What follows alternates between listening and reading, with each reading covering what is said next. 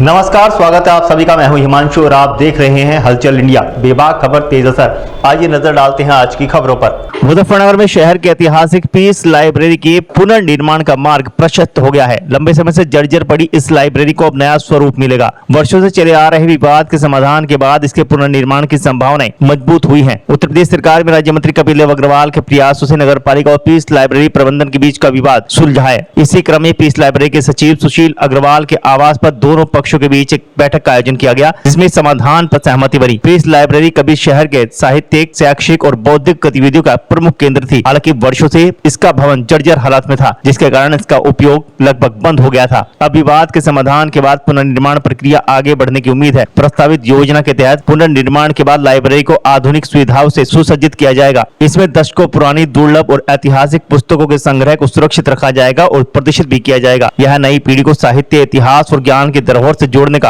अवसर प्रदान करेगा। शहर के साहित्य प्रेमियों, शिक्षाविदों और बुद्धिजीवियों ने इस पहल का स्वागत किया। उनका मानना है कि पीस लाइब्रेरी का पुनर्जीवन शहर की सांस्कृतिक विरासत को संरक्षित करेगा और आने वाली पीढ़ियों के लिए ज्ञान का महत्वपूर्ण केंद्र बनेगा। पीस लाइब्रेरी का नगर पालिका से जो विवाद चल रहा है, उस विवाद को मैं सिविल कोर्ट मुजफ्फरनगर में देख रहा हूं और पीस लाइब्रेरी की ओर से अधिवक्ता हूं। पीस लाइब्रेरी जिस स्थान पे थी, उस स्थान पे नई बिल्डिंग बनाकर और द्वितीय तल पर पीस लाइब्रेरी स्थापना करने के लिए हमने अपने माननीय मंत्री जी श्री कपिल देव अग्रवाल जी से अनुरोध किया था और उन्होंने हमारे इस अनुरोध को स्वीकार करते हुए इस बात पर सहमति दी कि द्वितीय तल पर पीस लाइब्रेरी का निर्माण किया जाएगा। और इस पीस लाइब्रेरी का जो संचालन है, जो होलसेल संस्था के सचिव हैं हमारे माननीय सुशील कुमार जी, जो सीनियर एडवोकेट हैं, वो इसको नगर पालिका को सौंप देंगे। और उसके बाद जो मलबा वगैरह है, इसका जो पैसा है वो बिककर वो पीस लाइब्रेरी के फंड में जमा हो जाएगा। नगर के विकास में जो हमारे कौशल विकास मंत्री जी ने जो अपनी पहल की है, उसके लिए हम तैयार हैं। हम चाहते हैं कि शहर में नया विकास हो और पीस लाइब्रेरी जो 1890 में स्थापित हुई थी, वो अपने एक नए स्वरूप में आधुनिकता को लिए हुए एक नई लाइब्रेरी शहर को मिले। अत्यंत प्राचीन दुर्लभ पुस्तकें हैं, वे पुस्तकें शहर के नई पीढ़ी है, उन्हें देखने के लिए, पढ़ने के लिए और समझने के लिए मिलेगी। इसके लिए हम मंत्री जी का और पीस लाइब्रेरी को जीवन भर संचालित करने वाले अपने सीनियर एडवोकेट श्री सुशील कुमार जी का तहे दिल से धन्यवाद देते हैं कि उन्होंने इस दिशा में जो मंत्री जी ने पहल की, उस पहल को स्वीकार किया।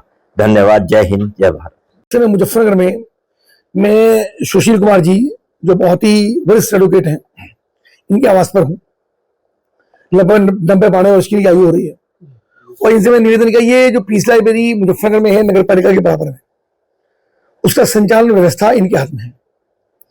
और हम सबकी जानकारी में है कि बहुत दिनों से खंडर है, इसे मलबे के रूप में तब्दील हो चुकी है। उसके लगातार मेरा कई बार इनसे पहले ही मैंने निवेदन किया, इन्होंने आज हमारा निवेदन स्वीकार करने का काम किया। इनका धन्यवाद करता हूँ। तो आदरणीय जो हमारे मनोज कुमार जी एडवोकेट हैं, जो पीस लाइब्रेरी का काम नगर पालिका से देख रहे हैं, या यूं कहिए कि नगर पालिका उसके तो लड़ने का काम कर रहे हैं, उनको भी बुलाएगा, उनसे भी निवेदन किया।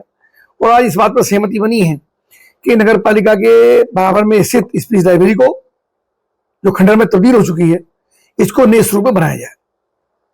नए स्वरूप बनाने के लिए इनकी जो इच्छा है, चूंकि पीस लाइब्रेरी का बहुत जुड़ाव रहा है और 1890 की बनी हुई है और दुर्लभ पुस्तकें उसके अंदर हैं, जो आने वाली पीढ़ियों के काम आने वाली है, उनको सहेज के रखना, उनकी व्यवस्था रखना, ये भी बहुत जरूरी है।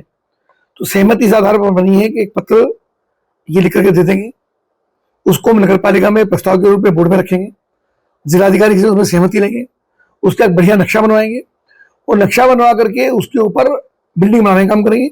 और पीस लाइब्रेरी को सेकेंड फ्लोर पे पर्याप्त स्थान जितना था उतना स्थान उसको देंगे, उन पुस्तकों को सहेजना, उसकी व्यवस्था करना और उसके देखरेख नगर पालिका के लिए, नगर पालिका से या शासन से जैसी आवश्यकता होगी पैसे की व्यवस्था हो जाएगी। और अगर नगर पालिका की सहमति रहेगी, आदरणीय नगर पालिका अध्यक्ष मीनाक्षी स्वरूप जी, बोर्ड, सबकी सहमति के आधार पर यह भी बन सकता है कि उसके अंदर कॉम्प्लेक्स बन जाए या उसमें बिल्डिंग बना करके उसमें ऑफिस बना दें, ताकि नया आधुनिक ऑफिस नगर पालिका को मिल जाए। तो यानी उसका एक सुंदर स्वरूप, और नीचे उसके अंदर पार्किंग बने। पार्किंग बन पाई तो शानदार समस्या जो शहर की रहती है हमेशा पार्किंग की, उसका समाधान भी हो पाए। आज शुरुआत इसकी हुई है, बैठ के बातचीत करेंगे, बोर्ड में प्रस्ताव लेकर के जाएंगे। मैं बाबूजी का बहुत धन्यवाद करता हूँ कि इन्होंने इस उम्र के पड़ाव पे अपना ये उपहार शहर को देने का काम किया, हमारे निवेदन को इन्होंने स्वीकार किया, इसको आगे बढ़ाने का काम करें। नवनीत विदा लेने का, कल फिर होंगे हाजिर कुछ नई और ताजा खबरों के साथ। तब तक के लिए दीजिए हमें इजाजत। नमस्कार। हमारे YouTube और Facebook चैनल को फॉलो और सब्सक्राइब करना ना भूलें।